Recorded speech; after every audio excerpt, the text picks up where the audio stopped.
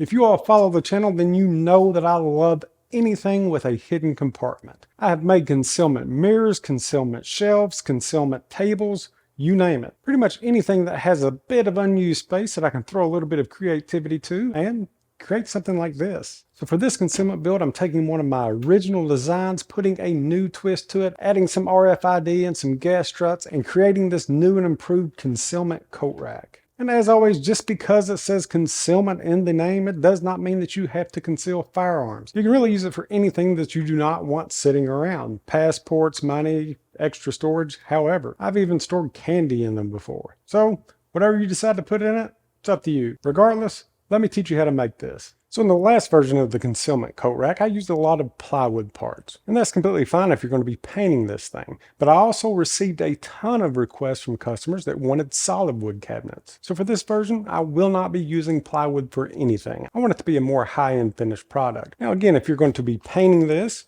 you can pretty much use any material that you like. All of the parts that go into this can be replaced with plywood of the same size. Just slap a little edge banding around any exposed edges and you're good to go. But again, I want to make mine to where it's more of a stain grade or a finish grade end product, so I'm going to be using some red oak. Regardless of what material that you've decided to use, you're going to need a couple of boards that are 5.5 inches wide, and then for the backing, you're going to need a solid board that is 16 inches by 42 inches long. So if you're using plywood for your backing, just cut a 16 by 42 piece. Or if you want to use solid wood, you can glue up a 16 by 42 panel. Or another option would be to do what I did, and that's just to buy a 16 inch by 48 inch pre-glued panel from the big box store. I actually picked this one up from Menards, but I'm pretty sure that most of the stores sell the pre-glued panels. We'll also be needing some thinner material for our door insert, but we'll go over our different options for that whenever we get to that point of the build. So I already have my backboard cut to 16 by 42, so let's go ahead and cut the rest of our cabinet parts. And as always, I'm going to be teaching you step by step on how to build this, but if you're a plans in the hand type of person,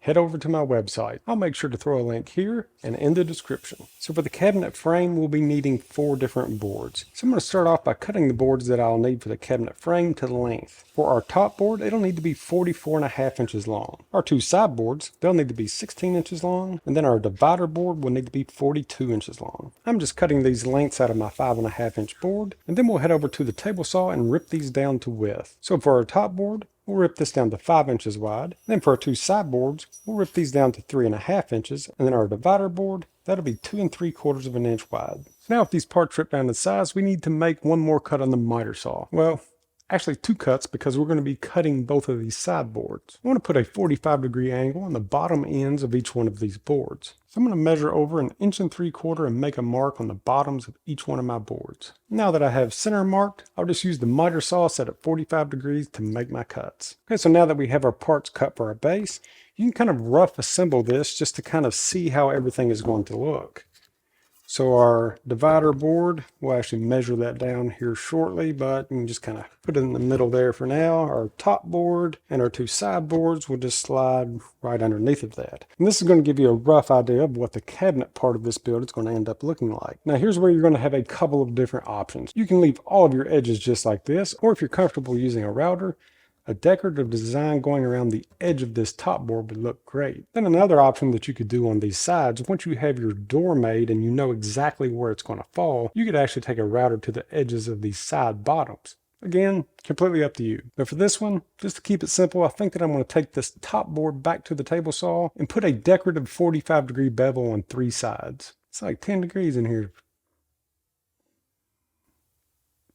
Flies still in here. So to do this, I'm just going to start off by marking one side of my board in the center. Then I'll set my table saw to 45 degrees, align it with my center mark on the edge of the board, and make that cut. You could also make this exact same cut using a circular saw or a jigsaw. And then once your decorative 45 is ripped down one edge, if you want your ends to match, you could use a miter gauge with your table saw, or you can bevel your miter saw to 45 degrees and make those cuts. Again, like every other cut, there's several different options to end up with the same results. Right, so if you've decided to add this little decorative bevel to the top, just keep in mind whenever we get ready to assemble this, that decorative edge will actually be facing down. Now that we have our main cabinet parts the way that we want them, let's go ahead and get these sanded up and ready for assembly. So the top is actually going to end up looking like this. But just to make a quick reference for pre-drilling and counter boring, I'm going to flip this around so that the top of the board is actually against my backing. Then I'm going to center this up. So without the arms, we'll actually have 1.25 inches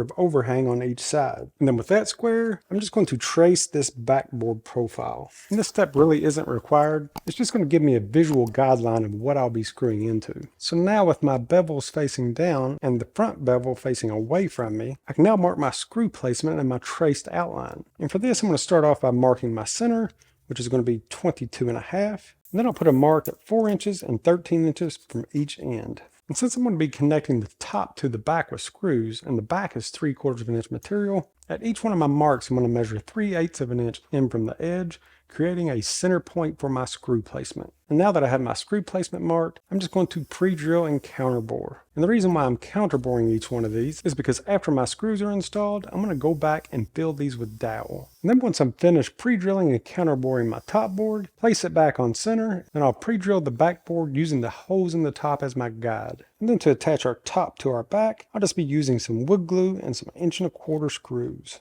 And just make sure while you're assembling this that anytime that you're using wood glue and you have some squeeze out, let's go ahead and clean that up now so that it doesn't affect our staining. And we'll have a couple of other parts that we'll be counterboring, so we'll wait to get those installed to come back and cover our screws. And now let's install our side boards. We're going to do this the same way that we installed our top board. Measuring from the long edge of my side boards, I'm going to make a mark at 3 inches and 13 inches. And just like we did for our top board, I'm going to measure up 3/8 inch at each one of my marks, marking center. Then we'll just pre-drill and counterbore each one of our side boards. So before we install these side boards, we need a way to tie this into our top board. And you can do this a couple of different ways. You can either go through your top into the side board, maybe about 1 inch down from the side, just like that we've done for the rest of these. Or you can do like I'm about to do and install a pocket hole from the inside. And you may be asking, why am I using pocket hole joinery now since everything else is going to be counterbored? Well, this is just going to cut down on the amount of exposed screws. And then whenever we get to the point of installing our divider board, which will tie everything in together, I'll be using pocket hole screws on the inside of this box. And if you wanted to cover those pockets with plugs, you could definitely do that. Or if you're using this for concealment and you're going to be installing foam, they're going to be covered up anyway. But for my pocket hole placement, I want that on the inside of my box. So I'm going to measure down 3/4 inch from my short edge and make a mark. Then I'll do the same thing for the opposite side board, just to make sure that I put my mark in the right spot and I don't accidentally end up with a pocket hole on the outside of my board. Once I have my marks, let's go ahead and install those pocket holes. And now with our pocket holes installed, we can go ahead and install these sides. I'll be using wood glue and 1.25 inch screws.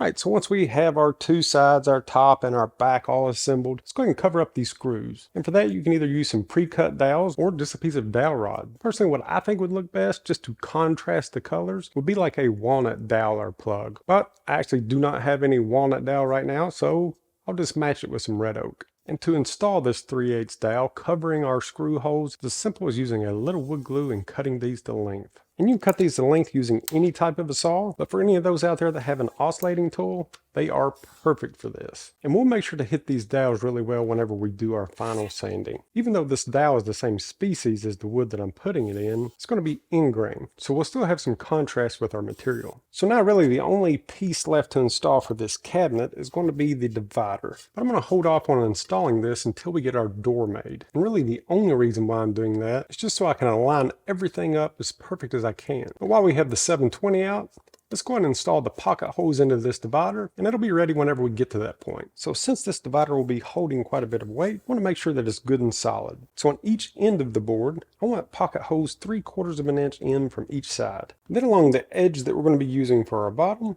I want a pocket hole in the center at 21 inches, and then 4 inches and 13 inches from each end. And again, like I mentioned earlier, you can always conceal these pocket holes with pre-cut plugs, but since this is going to be on the inside of my cabinet, I'm not too worried about it. Once you get all of your holes cut, this is what it should look like. It should be good and sturdy. And when the time comes, we'll just install it with all of the pocket holes facing in. But again, before we do that, let's go ahead and make our door. So the main frame of this door is going to be made up of 5 different parts. We're going to have our 2 sides and our 2 tops, or our 2 rails and our 2 stiles. And to get these parts, I'm going to take my 5.5 inch board, cut one down to 43.5 inches long, and another one down to 7 inches long. Let's head over to the table saw. So the first thing that we're going to be doing at the table saw is taking our 43.5-inch board and our 7-inch board and ripping these down into 2.5-inch boards. So with our boards ripped down to 2.5 inches, now we can go ahead and put our joinery onto the ends. Now in the old version of this cabinet, I actually used pocket hole joinery. But for this one, we're going to be using rail and style joinery or cope and stick joinery, which are both pretty much the same and a form of mortise and tenon. So if you're not familiar with this terminology, rail just means the top and bottom board. Style just means the sides. So to keep things simple, I'm just going to say sideboards and top and bottom. If you don't want to use this joint, you can just use a butt joint, or you can do like I did in the original version and just make a 45-degree joint. Only problem with 45-degree joints is they're kind of a weak joint. Even though we're not going to be using this cabinet all the time, still want the strongest joint possible. So now let's set our table saw up to cut these stiles. Most of the time in cabinet making, this is done with a router bit or a shaper, but it's super easy to do on the table saw, especially if you're only making one door. So just as an example, this is what it will end up looking like. And that's all that it is a 1/4 inch material removed from one side. Flip it over, remove a 1/4 inch from the other side. Then we'll cut our groove into both of these. So I'm going to start off by setting my depth of the table saw just using a piece of scrap wood. I've measured 1/4 inch up and made my mark. Now let's head over to the table saw, adjust our blade height, make a couple of passes on our scrap piece before we do it on our actual parts. So with the end of the scrap piece set up beside my blade, I'm just going to slowly raise it until the tallest tooth in the center is touching my line. Once I have that, I'll lock it down and make a couple of test passes. Since we're cutting this material on the edge, this is going to be a cross cut. Table saw sleds make cross cuts super easy, or you can just use the miter gauge that came with your saw. So now that I know that my blade height is set correctly, let's go ahead and get our sideboards ready to cut. So I want the tongue that we are creating on each side to be about 1/2 inch long. So I'll just measure 1/2 inch in on each end and make a mark on the side. And the reason why I'm making this mark on the side is because whenever this board is laying flat, that's where I'll be referencing the blade from. So now with the depth set on the table saw and the width marked out on my blade,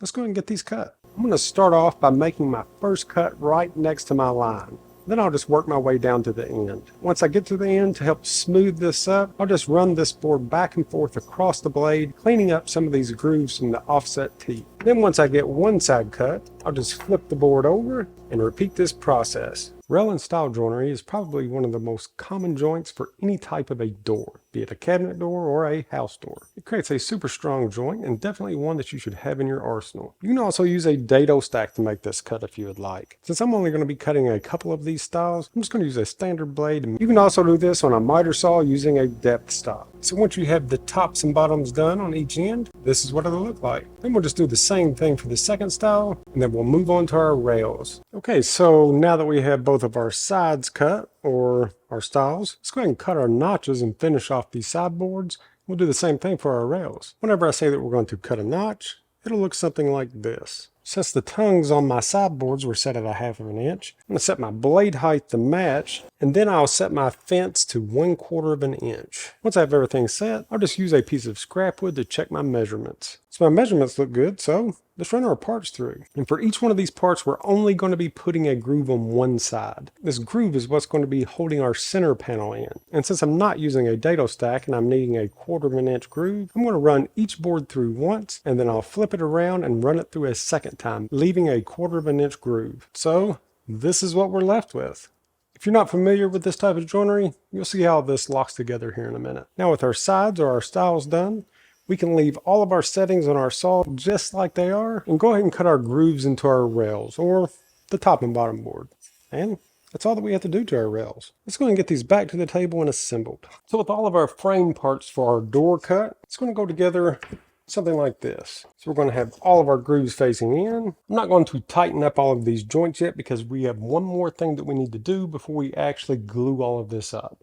And that's going to be to put in this center panel. So for the center panel, you have a couple of different options. In the old version, we just had a rabbet going around the inside of this and used a piece of plywood. It really didn't look very good once the door was open. Now that we have grooves to actually put this in, it's going to look a lot better. So your options for this. Our groove is a 1/4 inch wide, so we need a 1/4 inch material to fill this void. You can either buy something like this, which is just a 1/4 inch beadboard or wainscoting or whatever that you want to call it. And then you would just cut a piece that is 39 inches by 6 3/4 inch wide. If you were building several of these, then you could probably justify buying an entire sheet. Another option, and this is the one that I'm going to be using for this build, are these solid wood tongue and groove 1/4 inch strips. These things are made for putting up around the bottoms of bathrooms as a chair rail kind of decoration. But it will also work perfect for this, and we're not going to be needing very many pieces. So if you've decided to go with a beadboard sheet, just cut off a piece that's 39 inches long by 6 3/4 inch wide. And if you've decided to use this 3.5 inch paneling, we're going to be needing 12 pieces of this that are 6 3/4 inch long. And we'll have to trim one of those down as we go. So with our panel boards cut, we can actually glue all of this up and assemble it. To make things a little bit easier in the long run, I'm going to go ahead and stain all of my parts the way that I want it. I'm going to be using a little different color stain for my panel board, so this pre-staining is going to make things a lot easier. So for my cabinet and my door frame, I'm going to be using a stain called dark walnut. And then for my panel boards, I'll be using a stain called honey. Now you do not have to stain this project at all. You can just put a finish on at the end. Or like we mentioned earlier, if you have used plywood, you can actually just paint this. That part of the build, it's going to be completely up to you. If you are planning on using a softwood like pine for this build and you're going to be staining this, I'd recommend using a pre-stained sealer before staining. That will just help to prevent any type of blotching in your finish. Alright, so now that I have all of my parts stained and it's all dried, let's put this thing together. And as you can see from my panel, I went with a little bit different stain, just kind of offset the colors. And like I mentioned before, we want this panel to be 39 inches long. So if you're using the 3.5 inch tongue and groove like I did, you actually have to cut the ends off of one of these boards to get that 39 inches. Another little tip just to make these little panels easier to handle is I went ahead and glued mine up in sections of 4. This is just going to make it easier when we go to install these into our rails. So with all of my grooves facing in, I'm just going to start off by installing these into my top rail. And then on my outside edge, I'm just going to slide this into place and shift all of my panels over until our edges are flush. So now that I know that everything is going to line up, I'm going to go ahead and glue this into place. And then I'm sure as we install these, I'll have to make sure that this all stays square. Let's go ahead and get the rest of our panels in. And then we'll install our second sideboard. So this is what we're looking like. Nice joints. Ends of the joints will look like this. It's a nice professional look. And what we're wanting for this panel is to sit inside of this groove. One side right now is completely flush against the side. We can actually push this in maybe 1/8 of an inch. Then on the opposite side, we're going to have about 1/8 of an inch spacing.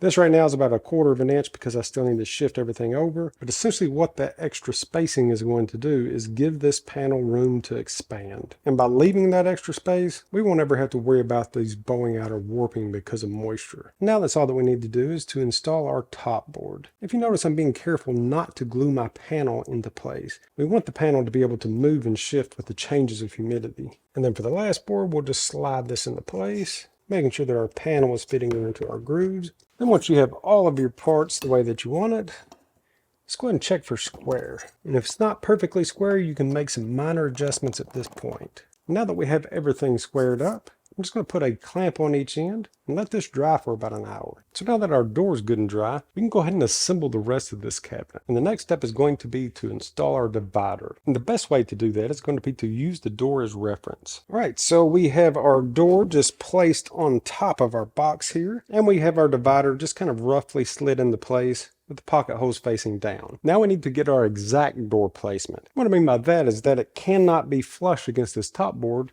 because the door itself is going to be moving. So to keep this door from binding whenever it goes to open, we need about a 1/16 of an inch gap all the way down. And for that, I'm going to be using a super fancy tool, a washer. These 2 washers are a 1/16 of an inch thick. I'm just going to place those directly over my sideboards and then push the door flush against those. Okay, so now that we have our top spacing lined up, we just want to make sure that we're good and flush on both sides. And now we know exactly where this door is going to end up. And then to align our divider, I'm just going to tap this in until it's flush with the edge of our door. You can also use a speed square for this just to make sure that everything lines up perfect. So you may run into an issue like I'm running into. I have my 2 sides exactly where I need them. They're flush with this door, but the center is actually bowed out a bit. So that just means that my board has a little bit of a bow to it. No big deal. Whenever we go to install these, I'll install the ends of these 2 first, and then just push this board in until it's flush. But once you have your divider placement, We can go ahead and remove our door. And then I'm just going to mark the divider's placement by placing a pencil line on my sideboards on the inside of my box where the divider meets. Now I can remove my divider, add some wood glue, and install the end screws. And adding wood glue at this point is going to be completely up to you because Craig's pocket hole system is actually designed to be used without wood glue. I just like to add a little extra reinforcement. And since I had a little bit of a bow in my board, after I get my two ends secured, I'm just going to put my door back in place and then push this slight bow out. I'm just going to make a little mark for reference, and then I'll install my center screw and the remaining side screws. Alright, so now we have our cabinet completely assembled. Looks pretty awesome. And our door is completely assembled with some nice professional cabinet joinery on the end. Now we just need to attach these two together. And in order to do that, we're going to have to drill some cabinet hinge pockets in the back of our doors. Let me show you how. Okay, to find our hinge placement, we're just going to set our door back onto the base the way that we want it. Then we're just going to flip this directly over. So the back of the door is now facing up and the top rail is closest to me. I'm just going to measure over 6 inches from each end and make a mark. And for drilling the pockets for my concealment hinges, I've always loved to use Craig's concealment hinge jig. Just makes things so much easier. So if you're using one of these, we want our offset setting to number 5, which is 3/16. Or if you're not using one of these and you're just using a Forstner bit, you'll measure 3/16 up from the bottom of those 6-inch marks, and that will be the bottom of your pocket or your cup. But if you are using the drill guide, the easiest way to find your placement, instead of using the 6-inch mark, we can just align the 0 placement that's on the jig at 6 inches on a tape measure. Once you have your placement, we'll just clamp this into place, and then we'll drill out our concealment hinge pocket. Then we'll just do the exact same process for our second hinge. Now, if you'd like to place a third hinge in the middle, never hurts to do that. But the hinges that I'm going to be using are really heavy duty, and 2 should be plenty. I'll make sure to link all of the hardware that I use in the description. So for the hinges for this build, I'm going to be using these little, what I call frog hinges. I'm sure that there's a technical term for them, but they look like this. I found that this style works best for this build. So I'm going to go ahead and install both of my hinges onto my door. And to do this, I'm just going to set this into the cup, make sure that my hinge is square with the edge. Then I'll pre-drill where my screws are going to go. Then I'll just lock this down with my screws. For hinges, you can get the screws started with an impact driver, but make sure to finish out with a handheld screwdriver so you do not strip these holes.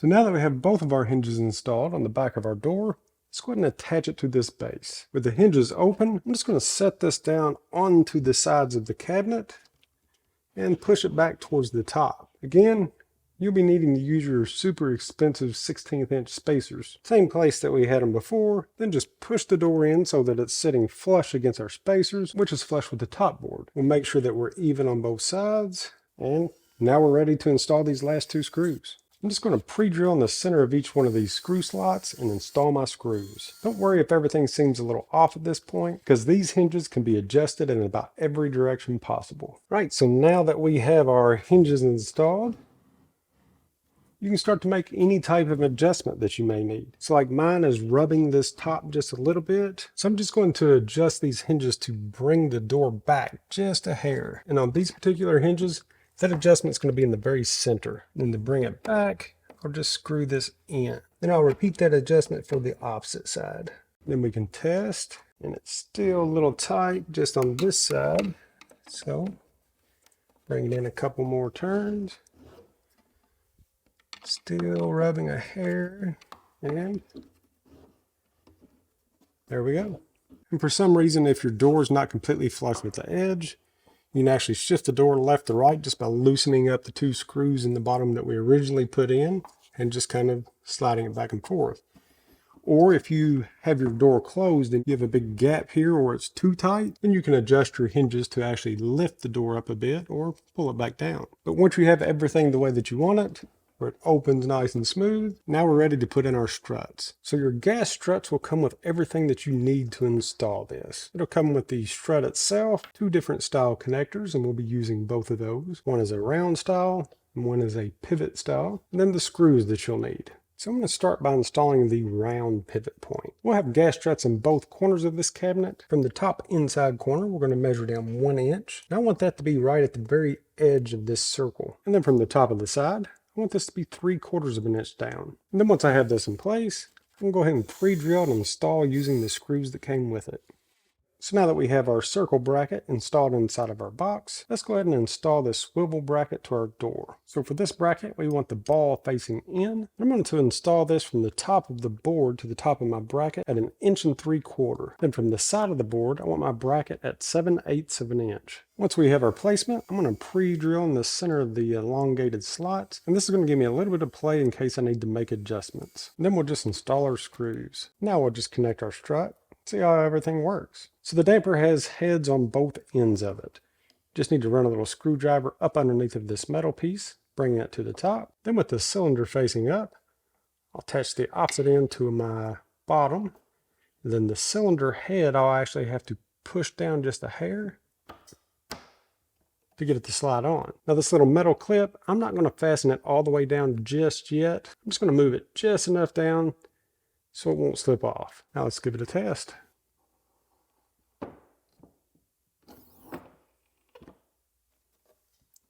All right, looks great. Okay, so now that we know that this is going to work, I'm going to go ahead and slide all my clips back down just to lock this into place, and then install my second one on the opposite side. Now, if you do not put a second strut on, it's going to eventually get your door into a bind to where it won't open correctly. Also, keep in mind that we have now put a lot of pressure on our hinges, and they're going to need to be fine-tuned as well, really just to close any type of gaps that we have on the outside. Now to install our lock. Our lock's going to come with a couple of parts that look like this, the lock itself and then the latch.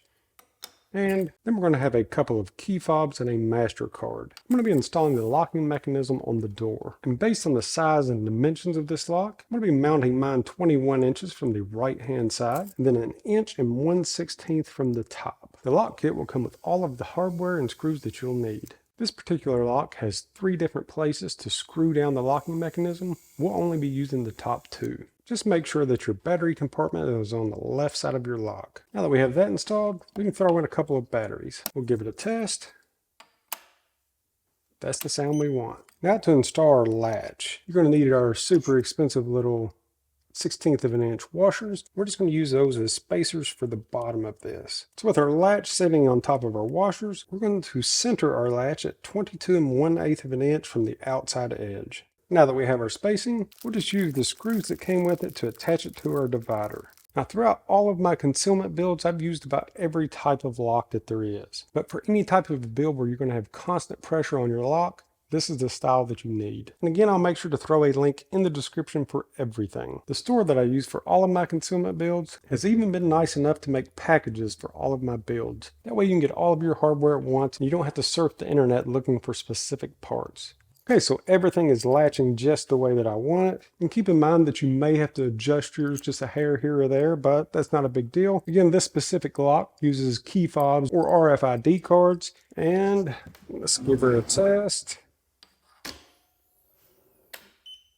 Now that is what I'm talking about, much better. There's only one more thing left to do, and that's going to be to drill some holes in this backboard for mounting. Since this thing is going to be pretty heavy, I'm going to pre-drill and countersink 4 holes 32 inches apart, that way that they fall on studs. Now the only thing left is install our coat hooks. That's going to be completely up to you. What size, what type, what look, what spacing. You can do that. It's just a matter of putting in some screws. And then we have the fun part of a build like this. Now we need some customizable foam, some magnets. And if you want to see how I did mine, then check out the video on my other channel at this link. I'll be installing customizable foam, security magnets, motion sensor lights, and who knows what else. So if you're interested in something like that, head over and check it out. Also, you need to put a finish on this. And just like that, we have taken a couple of pieces of wood and made a super cool custom concealment coat rack. And use your imagination. Think of anything else that you can add to this to really set it over the top. When it comes to creativity for builds like this, the sky's the limit. So if you've seen anything in this video or any of my previous videos that you would like to make, but you're just not sure where to start or comfortable with certain tools, make sure to check out my woodworking kickstart course from novice to natural. Even if you have never picked up a tool in your life or you're an intermediate woodworker that is looking to advance their skills,